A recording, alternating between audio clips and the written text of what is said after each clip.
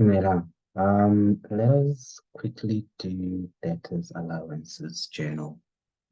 And before I get into it, let's revise a little bit.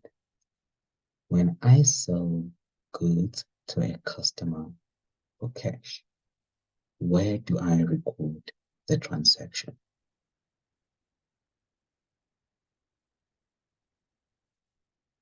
Please note that the transaction will be recorded in the cash receipts journal. That is because when I sell goods for cash, I will be receiving money. And whenever you receive money, that transaction will be recorded in the cash receipts journal. When you sell goods for cash, they will be recorded under analysis of receipts if it was not a direct deposit or if the payment was not made from, well, by a credit card. Then it will be recorded under bank. And then it will be recorded under sales. Under sales, you will record the selling price of the goods. And you will record the cost price of those goods under cost of sales. That is when you sell goods for cash. What happens when you sell goods on credit? In which journal will that be recorded? When goods are sold on credit, please note that they will be recorded in the debtors journal. Debtors journal only records goods that were sold to customers on credit. The customer has the goods and we got nothing from the customer yet. All the transactions that relate to credit sales will be recorded in the debtors journal. The source document for recording transactions in the debtors journal will be a sales invoice, credit sales invoice. Where under details, you'll write the name of the debtor, and before you'll write DL and the ledger number that the debtor is, and under sales, you'll write the selling price of those goods, and under cost of sales, you'll write the cost price of the goods that you sold to the customer on credit. When we buy goods, where will that transaction be recorded? Please note that when we buy goods for cash, we are going to record the transaction in the cash payments journal because we will be paying money for those goods that we are purchasing. It will be recorded under bank and it will be recorded under trading stock in the cash payments journal. In most cases, the source documents for recording transactions in the cash payments journal will be what we call the bank statement. Now, we now have a new journal, which is the debtors allowances journal. Question is, what do we record in this journal? Please note that when I sell goods to you on credit, you've got a right as a customer to return those goods if you are not satisfied with the goods. Let's say I sold 2 pencils to you or 2 pens to you. And it comes in a packet, and in that packet you've got 2 pens, and I sold that packet to you for 20 rand. You open the packet and you realize that one of the pens is damaged. What are you going to do? You will return those goods back to whoever you bought them from. When you return those goods to the business that you bought them from, that business will record those returns in what we call the debtors allowances journal. However, when you return that pen that was damaged, the business might give you two options. It might say that, it might ask you, do you want a new pen or do you want to keep the pen? Please note that if you decide to keep the pen, the business might give you what we call an allowance. An allowance is basically the reduction of the selling price they initially charged you. When we record the allowance, we will record it in the debtors allowances journal, but an allowance will not have cost of sales. So what are allowances? Allowances are the reduction of the sales price. So basically, I sold that pen to you for 10 rand each because there were two. So when you return it, I might say, okay, keep the pen, but now you'll now owe me only 5 rand on that pen, meaning that in total, you'll now be owing me 15 rand, meaning that I have reduced what I sold those pens to you for from 20 rand to 15 rand. That reduction in the selling price is what we call an allowance. And the allowance in that example will be the 5 rand. You will record it in the debtors allowances journal.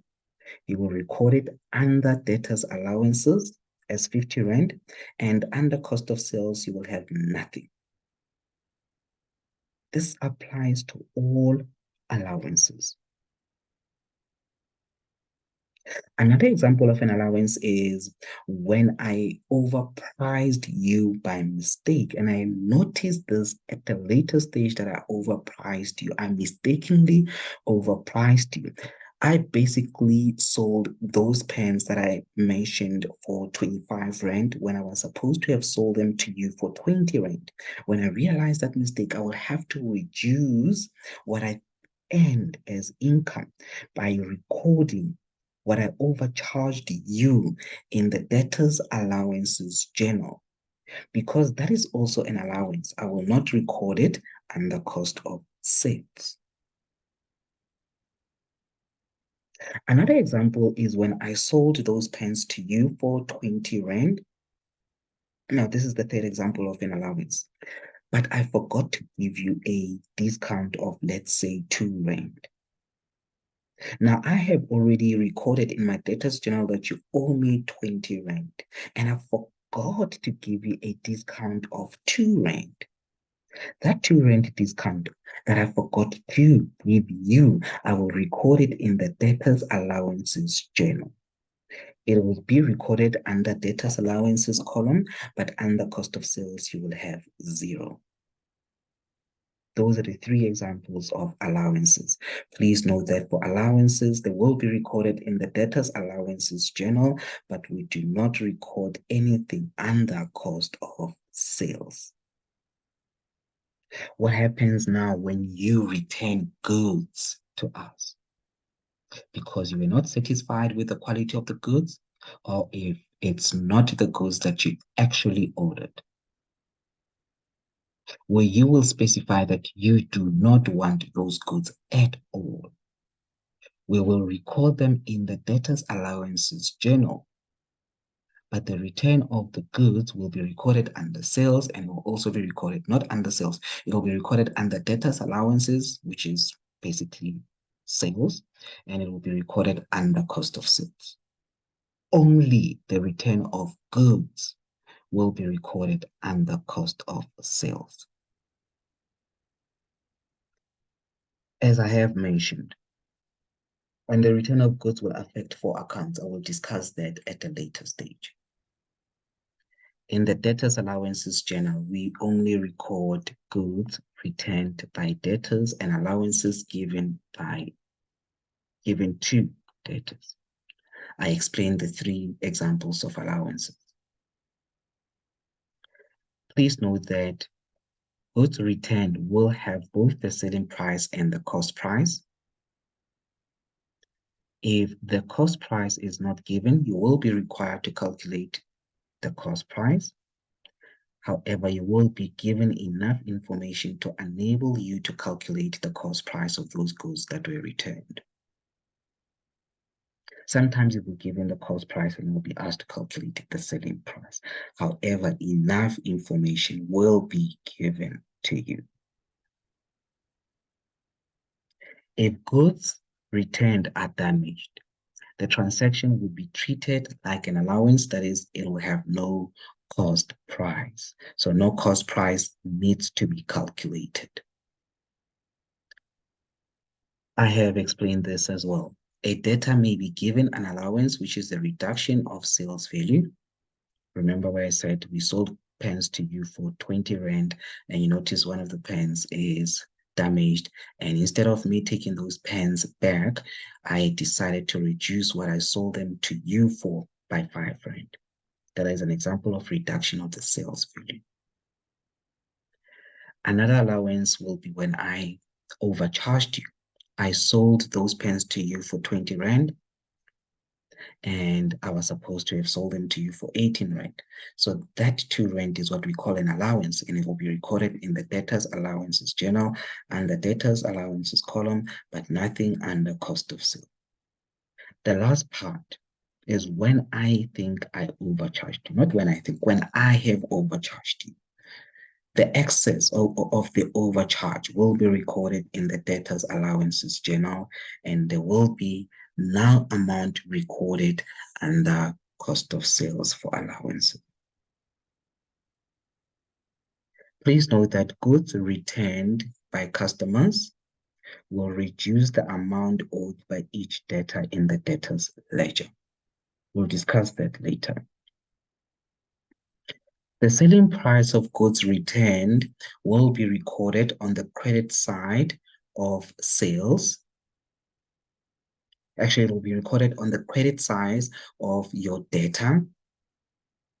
So in the debtors ledger, when a customer returns goods, we are going to record the selling price of those goods that were returned by the customer on the credit side, because when we sell goods to that customer, we were going to record it on the debit side.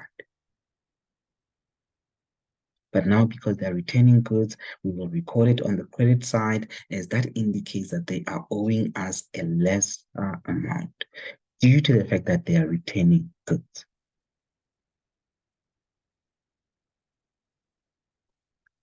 Let us discuss debtors allowances and sales.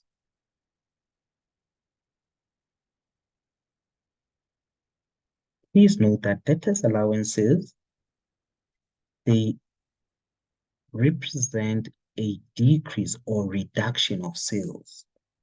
So you can tell that sales increase on the credit side. It means debtors allowances will increase on the debit side because it is the reduction of sales.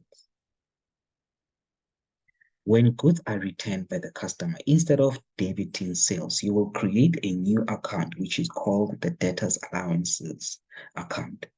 So when a customer returns goods, sales are supposed to decrease, but we can't reduce sales because we need to know how much of the sales value was decreased due to debtors returning goods. That is very material. It's very important for the people that are interested in reading or understanding the journals of the business.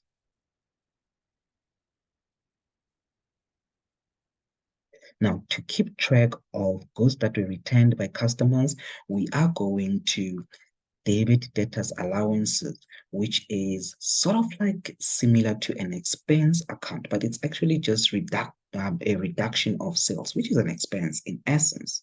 Reduction of income is an expense. We are going to debit debtors allowances whenever a customer returns goods or whenever we give the customer an allowance. And I gave you 3 examples that qualify to be allowances.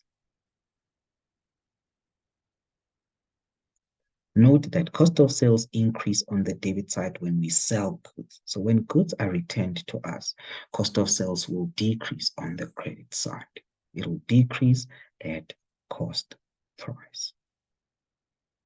We will do the debtors ledger at a later stage.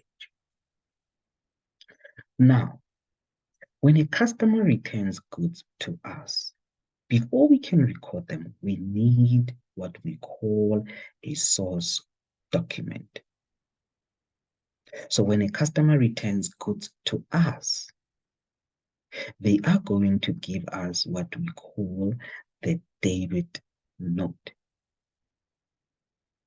We will take the debit note and do our own researches to check whose fault was it that the goods that are returned by the customer were damaged. If it is the customer's fault, we will give them a credit note that indicates that we do not accept those goods as we are not responsible for their damage.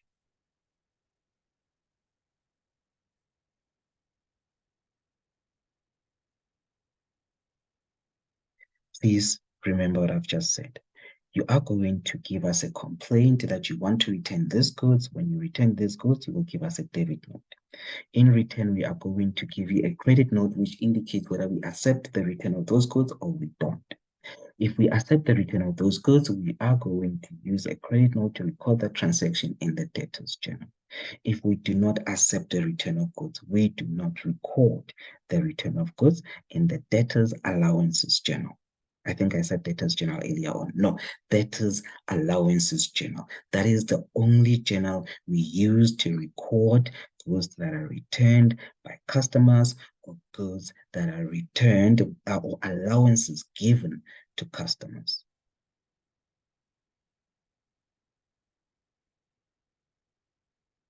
We are going to use the credit note to record the transaction in the debtors allowances journal.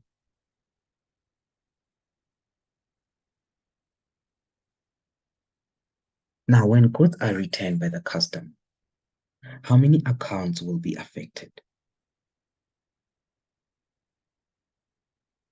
It will be 4 accounts. And this is the opposite of when we sell goods on credit.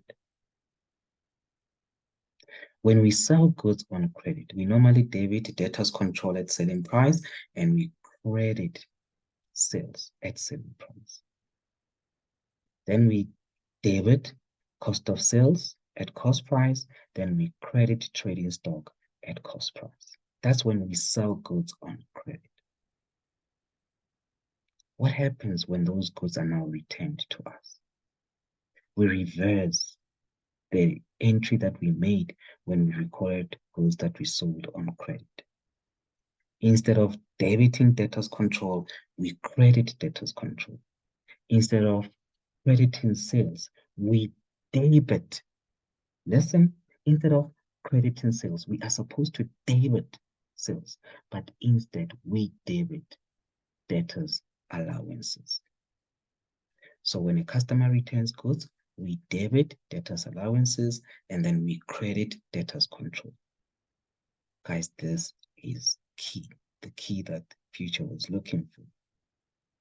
When a debtor returns goods, you debit debtors allowances. The reason why you debit debtors allowances is because debtors allowances represents the selling price of goods returned by customers. It's a reduction of sales. But instead of debiting sales, we debit debtors allowances. Then we credit debtors control because the debtor will be owing us as they returned those goods.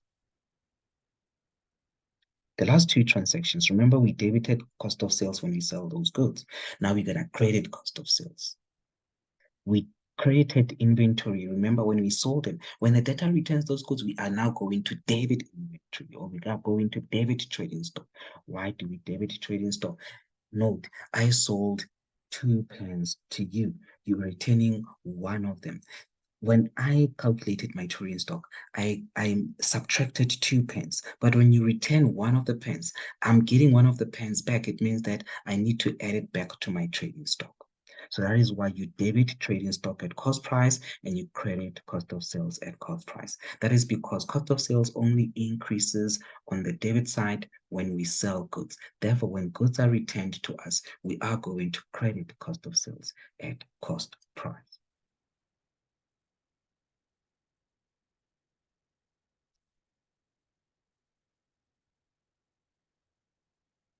I did talk about how we deal with allowances.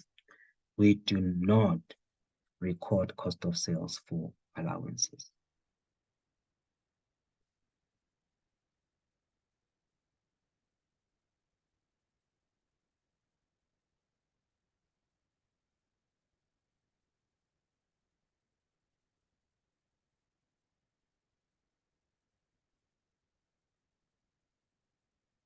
Okay, I think I discussed that thoroughly. Debtors allowances journal. A debtor may not return the damaged stock. He may claim an allowance or reduction in the selling price. I spoke about that. If granted, the trader will issue a credit note to him. In this case, NG2 is not required, which is your trading stock as well as cost of sales will not be required. And NG2, which is meaning that cost of sales will not be affected. We will record nothing under cost of sales whenever we give a debtor an allowance. And I said it to you, an allowance can come in 3 forms. Please note that at the end of the year, at the end of the financial year, you will learn about this at a later stage. Your total of your debtors allowances will be closed off against sales, meaning that it will be recorded on the debit side of your sales. For now, you don't need to know this. Sales account will decrease by the allowances. What if a cash customer returns goods? How would we treat these 4 accounts here? Note that I said a cash customer. We will still debit debtors allowances, but instead of crediting debtors control, we will credit bank because we will give that cash customer a refund when they return goods.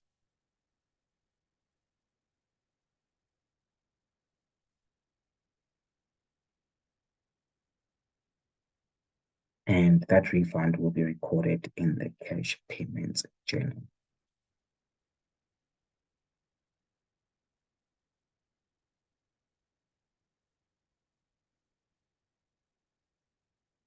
And obviously, the second part of those transactions will still apply, where we debit trading stock and then we credit our cost of sales.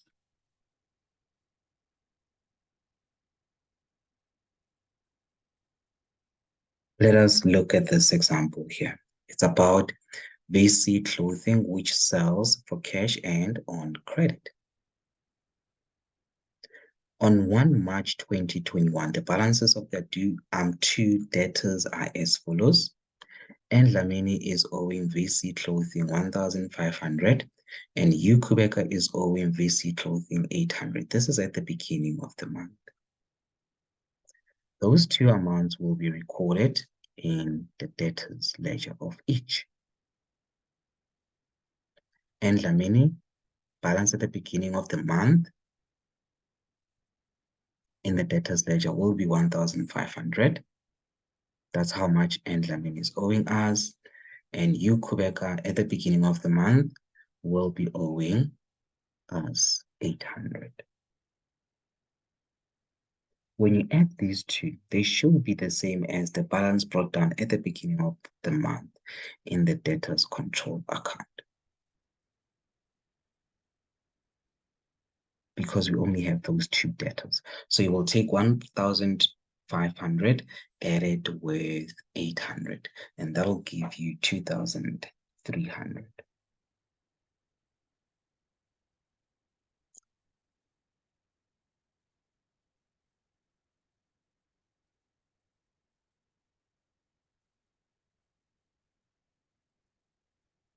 Now we are required to prepare the debtors journal of VC Clothing, close off the journal, and post to the general ledger.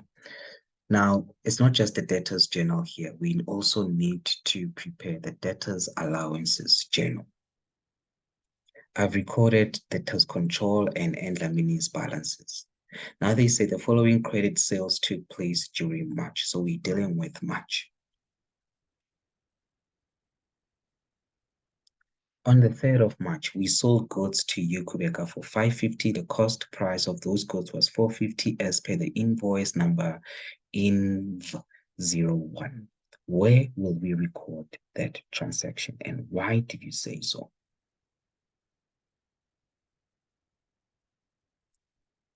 Sold goods on credit. Correct. It will be recorded in the debtors journal because we are selling goods on credit. That's INV01. Go to your debtors journal and record that.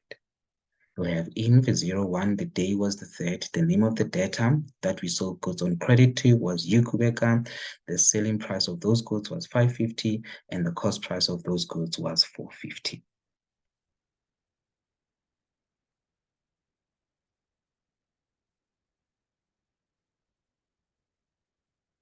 Number 2, or on the 5th. Ukubeka complained about some of the goods sold to her on the 3rd, or the goods that were sold on the 3rd, that 550. A credit note number V01 for 150, cost of sales was 100, was issued to her for the goods returned. Here, goods are returned to us. When goods are returned to us, that transaction will be recorded in the debtors allowances journal. When we record it in the debtors allowances journal, we will start with credit note 01, V01. It happened on the 5th. The debtor that returned those goods was Ukubeka. Under debtors allowances, you put in the selling price of goods that were returned by Ukubeka, which was 150. Under cost of sales, you put in the cost price of goods that were returned by Ukubeka, which amounted to 100 Rand. Remember, when we sell goods on credit, it is recorded in the debtors journal. When goods are returned to us, we record the transaction in the debtors allowances journal, and the source document for recording transactions in the debtors allowances journal will be the credit note, the one we issue to the debtor approving the return of goods. Let's move on. I'm going to go to the debtors ledger of Ukubeka. Ukubeka at the beginning of the month was owing us 800, but on the 3rd, Ukubeka bought goods from us on credit. That was invoice 01. It was recorded in the debtors journal. The selling price of those goods was 550. It will increase what Ukubeka is owing us because Ukubeka is buying more on credit. That is why on the debit side, we will record the selling price of goods that were sold to Ukubeka, which is 550. Take 800, which is the balance at the beginning of the month, add it with that 550, it will give you 1,350. Remember, Ukubeka returned goods on the 5th, so we will use credit note V01. It will be recorded in the debtors allowances journal, but this return of goods, the selling price of goods returned, will be recorded on the credit side because Ukubeka will be owing us less. Why is Ukubeka owing us less? That is because Ukubeka is returning goods back to us. So she will be owing us less because she's returning goods to us. Because it's on the credit side, I'm going to take the previous balance, which is 1,350, and subtract 150. 1,350 minus 150, you will get 1,200 as the new balance. Whatever is on the credit side, we subtract it to get the balance. Whatever is on the debit side, we add it to get the balance.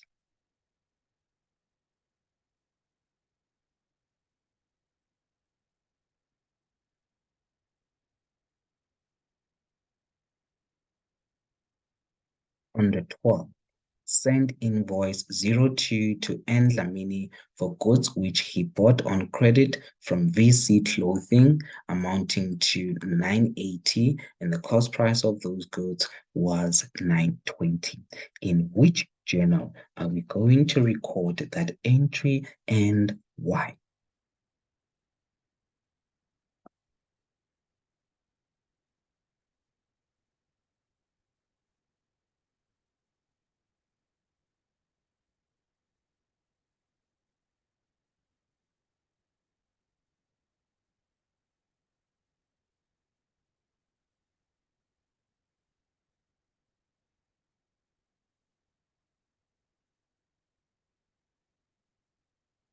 We are going to record that entry in the debtors journal because the customer is buying goods on credit.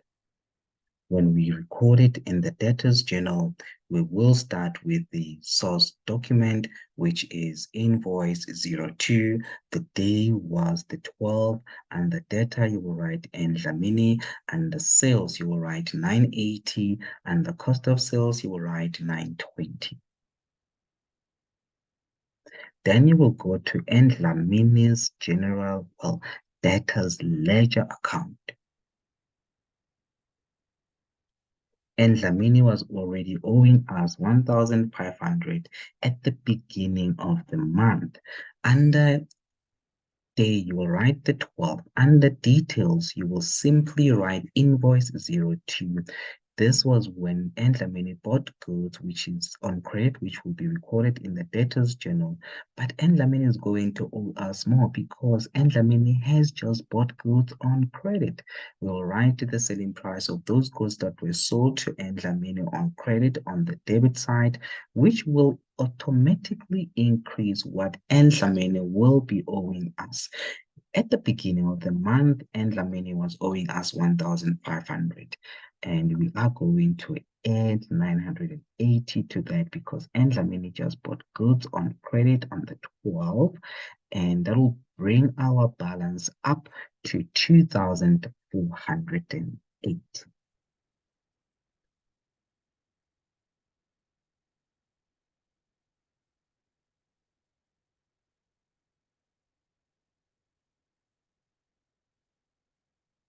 On the 13th, it says that Dlamini was overcharged by 80 Rand.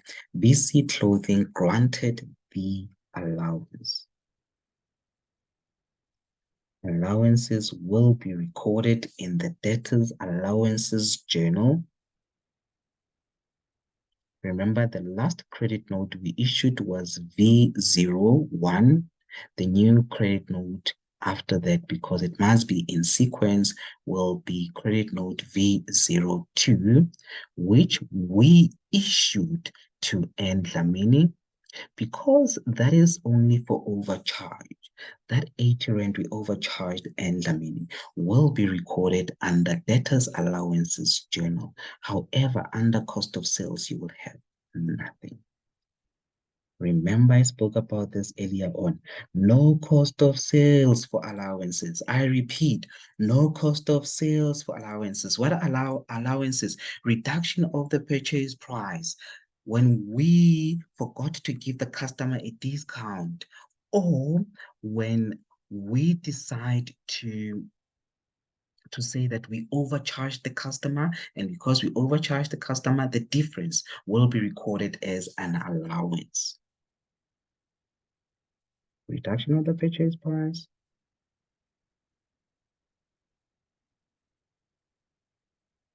discount we forgot to give the customer,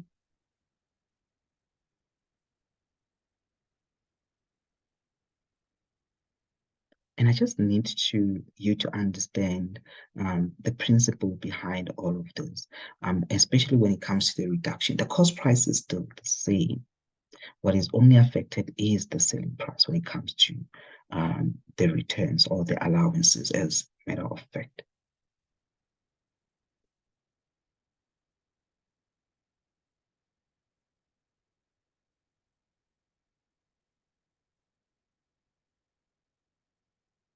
On the 26th, it says that we supplied merchandise to Dlamini for 2,500. Cost price was 1,500. A cash slip for half the amount was issued to him. Oops. So we're going to have that 2,500 and have that 1,500. What is 2,500 divided by 2? It will be 1,250. And what is 1,500 divided by 2? It is 750, because that was the cash part. When we sell goods for cash, in which journal do we record them? We record the transaction in the cash receipts journal. We start with CRT on the 26th. We sold these goods to I think it was N Lamini, but I wrote sales under analysis of receipts. I'll have 1,250. Under sales, I'll have 1,250. However, under cost of sales, I will have 750.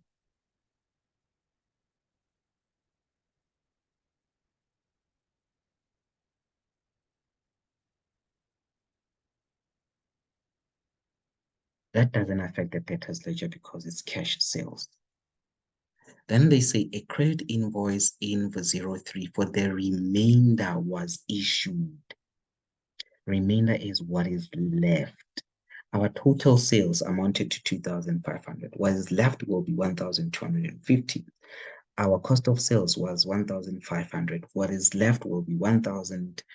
It will be 750.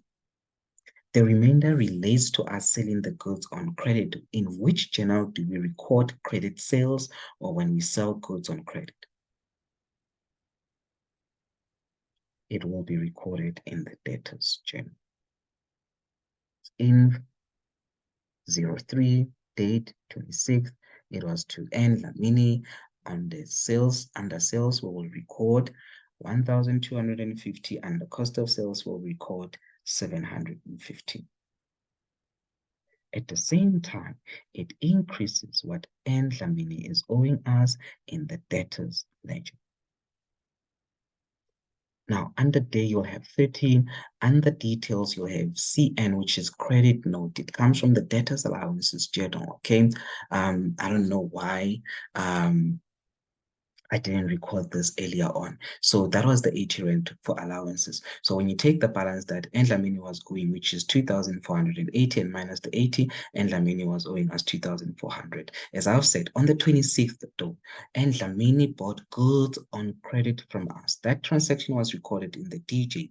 The selling price of those goods will be recorded on the debit side of your debtors journal. Right. It'll increase what Endlamini owes us from 2,400 to 3,650, which was 2,400 plus 1,250.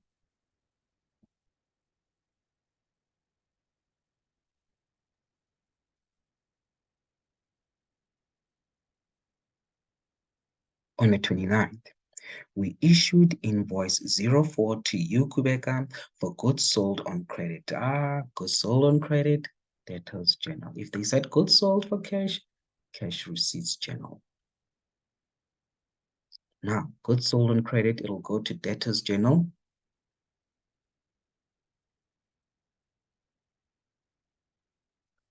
It'll be invoice 04. The day will be the 29th. We sold those goods on credit to Kubeka. The selling price of the goods was 640, and the cost price of those goods was 540. And you get your totals there because we're done. But at the same time, because we sold goods to Kubeka on credit, it'll affect Kubeka's general debtors ledger account. I don't know why I said general ledger. Debtors ledger account. On the 29th, it will be credit note. It will be invoice 04 from the DJ. On the debit side, we'll record the selling price of the goods we sold to Kubeka, which was 640. It will increase what Kubeka owes us from 1,200 by 640 to 1,840.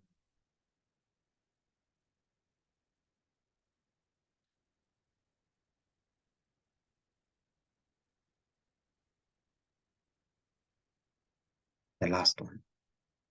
Kubeka returned goods which she had not ordered, which is invoice 03, and 210 was the cost price, or well, for 210, the cost price was 180. Obviously, the return of goods by a debtor will be recorded in the debtor's journal. We'll start with the source document, which is credit note 03. It happened on the 31st. It was a return from Kubeka. The selling price of those goods was 210 and the cost price amounted to 180, and you can simply get your totals there.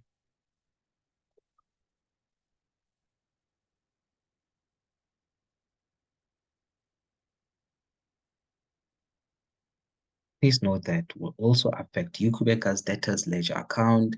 It will be on the 31st, credit note V03. It comes from the debtors allowances journal. The selling price of goods returned by Ucubeka will be recorded on the credit side of the debtors ledger account, therefore reducing what Ucubeka owes us from 1,840. We are going to reduce that by 210 to 1,630.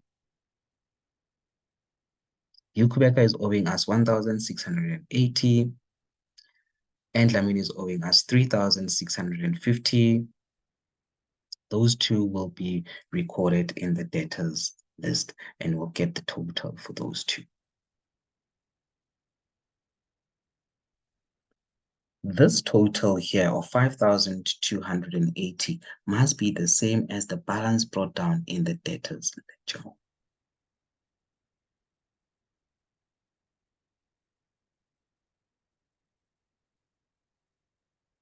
Question is, what goes to the debtors ledger?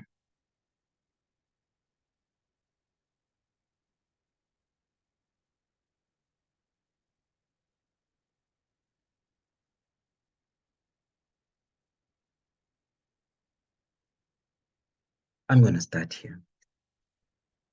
That amount under sales, the total under sales of 3,420. I am going to, the DLs represent the debtors ledger. You will notice that in our debtors ledger, the first debtor was, who was it?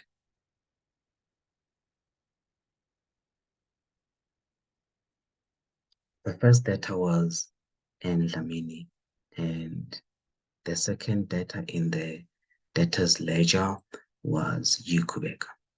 So this means that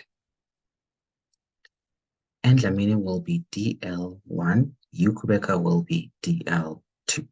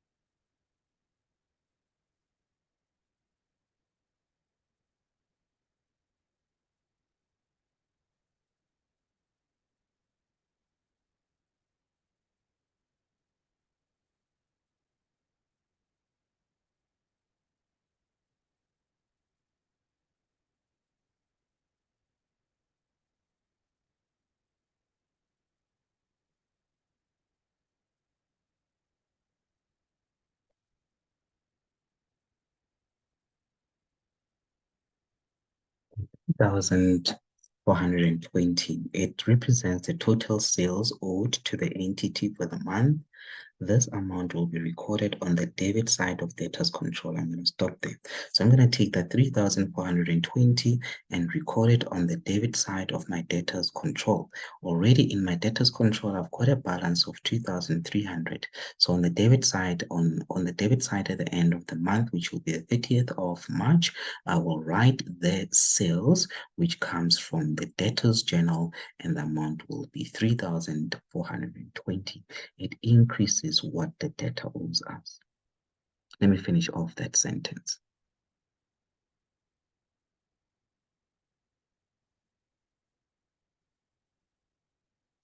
And then it will be recorded on the credit side of sales. Sales is income. It increases whenever we sell goods at selling price on the credit side. So that amount, we are going to record it on the credit side of sales. Please note that you were given the opening balance in your sales account, which amounted to 10,400. You are just going to increase this by debtors control from DJ amounting to 3,420.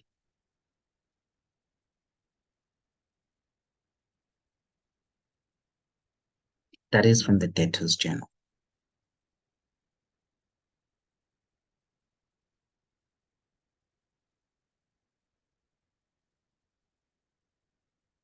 Then that 2,660, which represents the total cost of sales of goods sold to customers, we are going to debit it to cost of sales. Let me do that.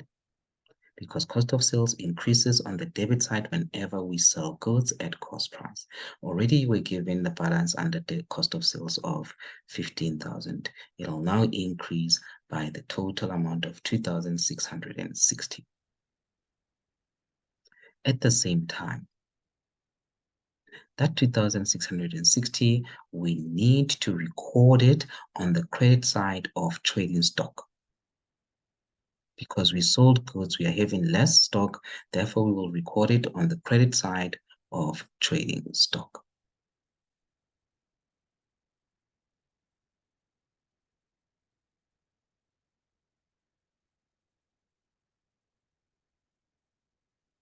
We'll write it as cost of sales DJ, the amount will be 2,660.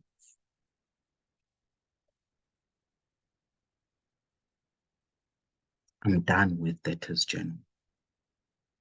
Now I am going to go to debtors allowances journal.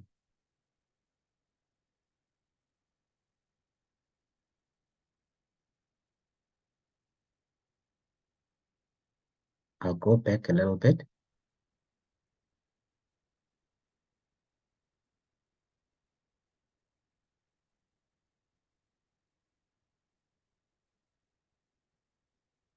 You will notice that under debtors allowances journal, my total was 440. That 440, we will record it. It represents credit returns. It will be recorded on the debit side of debtors allowances. And then, okay, let me record it on the debit side of debtors allowances.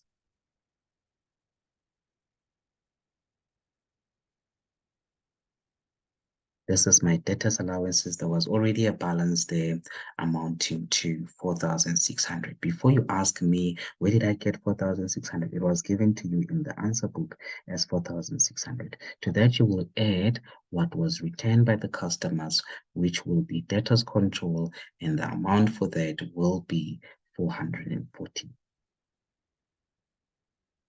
At the same time, that 440 reduces what the debtor owes us, and debtors control will decrease on the credit side by the selling price, the total sales returns.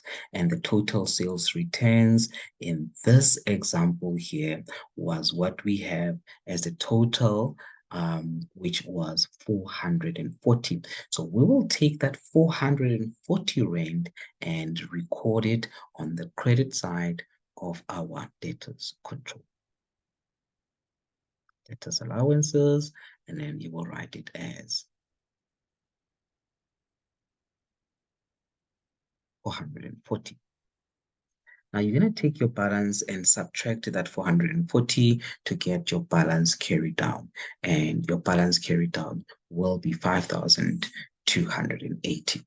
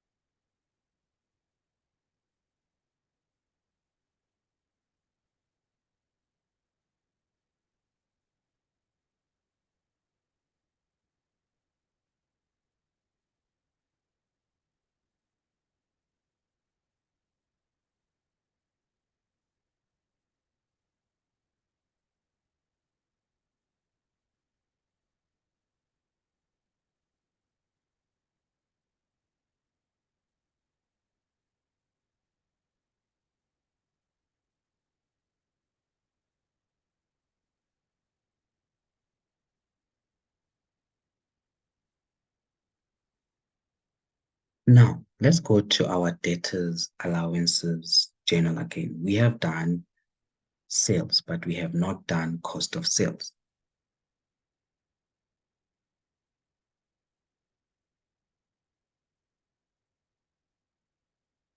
Cost of sales here amounted to 280. That 280, we are going to record it on the debit side of trading stock. We are going to record it on debit side of trading stock. Please note that already we had trading stock balance,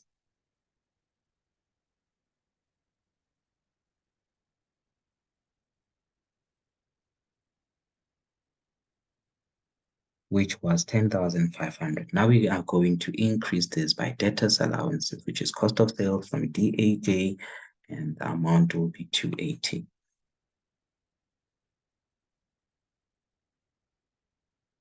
At the same time, that 280 will be recorded on the credit side of cost of sales because it reduces the cost price of goods we sold. And you write under cost of sales, you write trading stock. Under trading stock, you write cost of sales. And it will be DAJ under folio, which is 280. That's it with debtors allowances. The last one will be the cash receipts journal. This is what we already have. That amount of 1,250 under sales, we are going to record it on the debit side of bank, but here we didn't have a bank account, and we'll record it on the credit side of sales. So I'm going to go to sales and record that 1,280 on the credit side. It represents the goods that we sold, but when I get to sales, I will write bank because I sold them for cash. Under folio, I will write CRJ. The selling price of those goods was 1,250. The total will be 14,770. All right. This is for cash receipts. What about cost of sales? Cost of sales, we are going to record that 750 on the debit side of cost of sales. So because we are selling, it doesn't matter how we sell. Cost of sales will increase on the debit side whenever we sell at cost price. That is why that amount of 750, I am going to record it on the debit side of cost of sales as trading stock CRJ. CRJ tells me where that value comes from. It was goods sold for cash. That's why we have CRJ, and the amount will be 750. And that's it. Here I can also close it and calculate balance carried down. The only time you'll not have balance carried down is at the end of the year, where all your expenses are closed off against trading account. All your income and expenses are closed against. This one will be closed off against trading account, and the rest will be closed off to profit and loss. You will learn about that at a later stage. Hence, when we start April, our balance for cost of sales will be 18,130. Let's see what our balance will be under debtors control. I feel like I'm forgetting something. Did I record everything under trading stock? Because I was supposed to reduce trading stock. Yeah, I didn't. I was supposed to reduce trading stock by the cost price of goods that were sold for cash, which was 750. Then I can calculate my balance carried down as well here, which will be 7,370.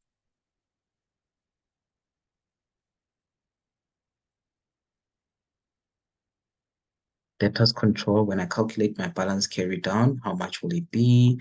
You subtract all that was returned. Your balance carried down here will be, I think I did calculate this, 5,280. That's sales. Debtors allowances, balance carried down is simply the total, which is 5,040.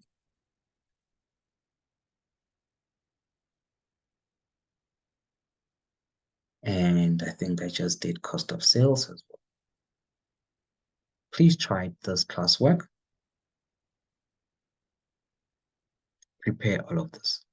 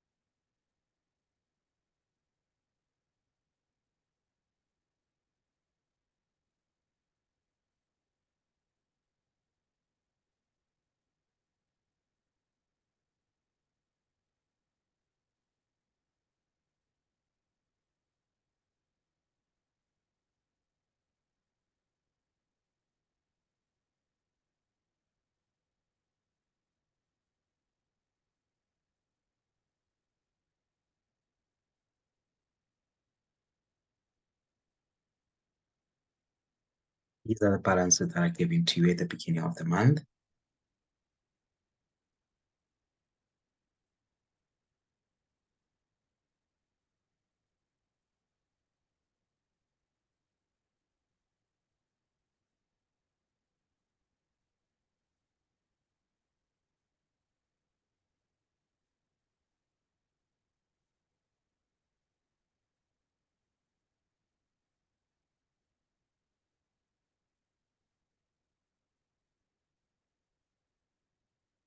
Now, after we have marked that, I will mark it shortly because I just want to finish everything in this. And in the next video, we'll just be dealing with this here.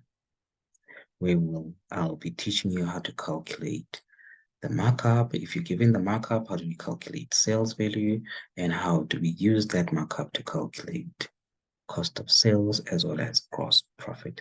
This table is very, very important. Make sure you pay attention when I go through this video. Okay. For now, I'm assuming you have done the previous activity that I just gave you. Let me allow you to mark, okay? If you get stuck, just rewind and listen to what I said earlier.